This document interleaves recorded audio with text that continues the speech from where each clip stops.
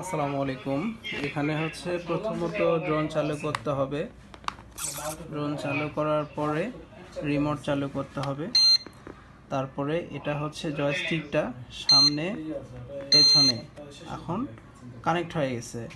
এটা একবার আরেকবার দিলে এটা ফ্লাই করবে। হ্যাঁ, এটা এদিকে উপরের দিকে ধরে রাখলে ধীরে ধীরে উপরে উঠবে, আর নিচে দিলে নিচে চলে আসবে। হ্যাঁ, আর এটা হচ্ছে সাইডে, আপনি যেদিকে দিবেন সেই সাইডে যাবে। এটাই হচ্ছে সিস্টেম ফ্লাই করা।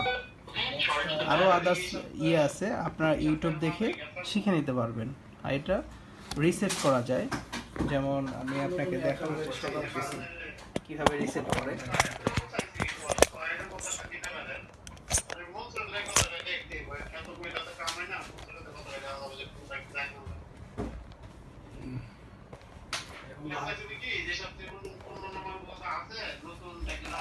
এটা হচ্ছে দেখানোর চেষ্টা করতেছি।